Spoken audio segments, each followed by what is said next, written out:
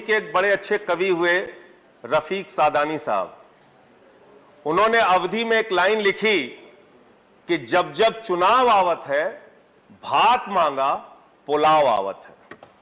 Bharatiya Janata party की हालत यही है मान्यवर, इनकी सरकार चुनाव आ जाए तो पेट्रोल का दाम कम, डीजल का दाम कम, गैस का दाम कम, सीएनजी का दाम कम, पीएनजी का दाम कम, सारी चीजों में महंगाई कम।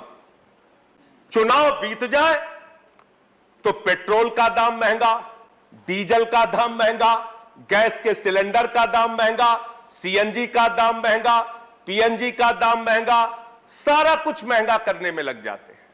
इसका मतलब महंगाई से कोई आपका गोपनीय समझौता है मान्यवर, कोई गोपनीय समझौता है। जब चुनाव आता है आप कहते हैं थोड़ा दूर हो जाओ, जैसे ही चुनाव खत्म होता है कहते हैं आओ हम तुम्हें बढ़ा रहे, आओ तुम्हें बढ़ा रहे। इस गोपनीय रिश्ते का खुलासा कीजिए। आप लोग ये जो झूठे तर्क देते हैं देश के सामने कि भाई इस समय तो युद्ध की स्थिति है, इस समय तो अंतर्राष्ट्रीय बाजार में कच्चे तेल का दाम बढ़ रहा है, अंतर्राष्ट्रीय बाजार में कच्चे तेल का दाम पिछले 7 वर्षों में कब कब बढ़ा और कब कब घटा, और उसके मुताबिक कब कब आपने हिंदुस्तान में डीजल और पेट्रोल का दाम घटाया और बढ़ाया। इसका तथ्य अगर आप सामने रखेंगे तो पूरे देश के सामने आपका चेहरा काला हो जाएगा कि कितना बड़ा झूठ आप इस देश की जनता से बोलते हैं।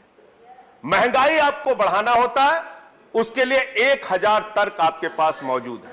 आप ढिंडोरा पीटते थे 300 लाख करोड़ काला धन आएगा, 50 लाख करोड़ काला धन आएगा। आपके राज्य में काला धन आना तो दूर की बात है, काला धन बढ़ गया, काला धन बढ़ता जा रहा है आपके राज्य में। कौन कौन से लोग हैं उसका भी खुलासा कीजिए। किसका काला धन है जो बढ़ा है? बीजेपी के नेताओं का है कि उद्योगपतियों का है कि अधिकारियों का है कि कर्मचारियों का है? किसका काला धन है? कहां से काला धन बढ़ गया, इसका खुलासा कीजिए। काला धन के नाम पर आपने इस देश की जनता को गुमराह किया। लोग आज भी मान्यवर 15 लाख की राह लगाए हुए कि उनके खाते में 15 लाख आएगा, उनके खाते में 15 लाख आएगा। 15 लाख छोड़ दीजिए, 2 करोड़ रोजगार की बात आपने कही, रोजगार आप खत्म करते जाते हैं। रेलवे की भर्ती का जिक्र मैंने किया था मान्यवर, दौड़ा दौड़ा के आप नौजवानों को पीटते हैं, एफआईआर कराते हैं, मुकदमे कराते हैं, रोजगार उनको देते नहीं। एनपीए का जिक्र अभी विनय विश्वम जी कर रहे थे, 10.5 लाख करोड़ रुपए का एनपीए चंद पूंजीपतियों का है मान्यवर, और 10.5 लाख करोड़ रुपए के एनपीए में आपके बड़े बड़े पूंजीपति उद्योगपति जो आपके मित्रों हैं, जिनको हमारे आदरणीय प्रधानमंत्री जी कहते हैं मेहुल भाई, वो मेहुल भाई 20,000 करोड़ रुपए लेके हिंदुस्तान से भाग जाते हैं, 2900 करोड़ रुपए ललित मोदी लेके भाग जाते हैं, 6000 करोड़ रुपए नितिन संदेशरा लेके भाग जाते हैं, नीरव मोदी हिंदुस्तान से हजारों करोड़ लूट के भाग जाते हैं। तो मैंने तो इस प्रस्ताव दिया था और आज इस सदन में आपके माध्यम से मान्यवर मैं कह रहा हूं कि 50 करोड़ से ज्यादा जिस भी उद्योगपति या पूंजीपति का बकाया हो उसका पासपोर्ट जब्त कर लीजिए, वो हिंदुस्तान छोड़कर भागने नहीं पाएगा।